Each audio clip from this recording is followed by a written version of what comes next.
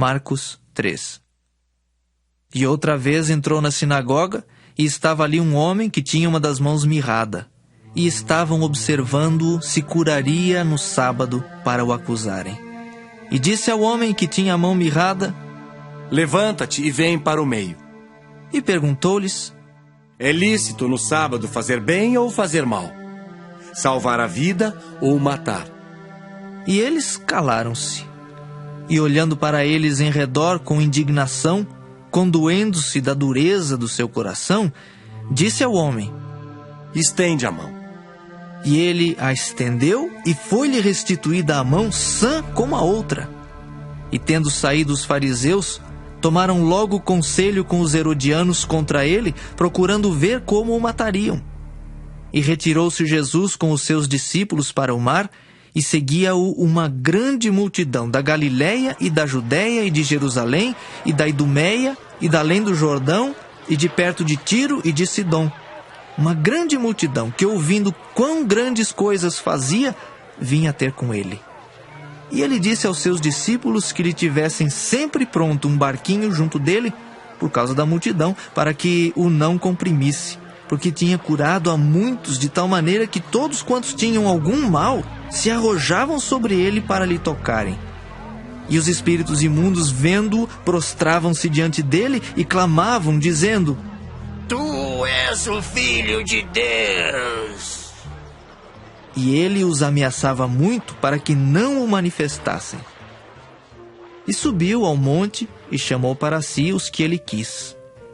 E vieram a ele. E nomeou 12 para que estivessem com ele e os mandasse a pregar e para que tivessem o poder de curar as enfermidades e expulsar os demônios.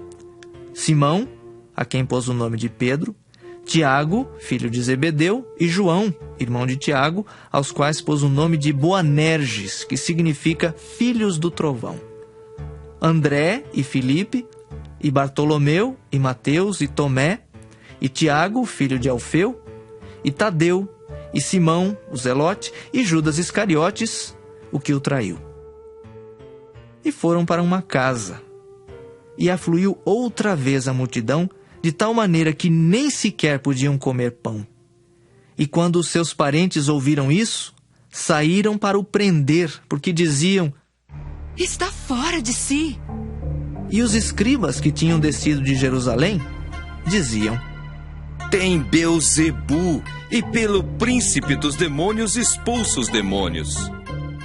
E chamando-os a si, disse-lhes por parábolas: Como pode Satanás expulsar Satanás?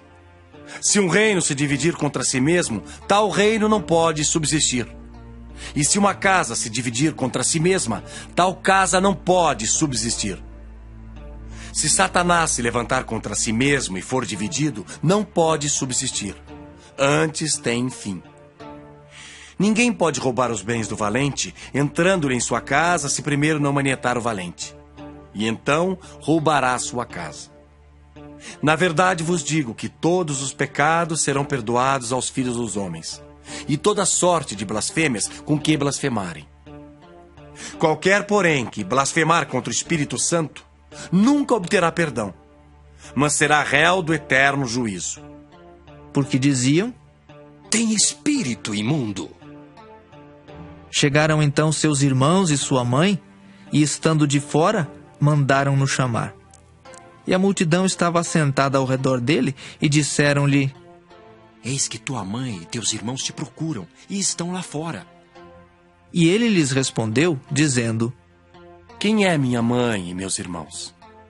E olhando em redor para os que estavam assentados junto dele, disse: Eis aqui minha mãe e meus irmãos.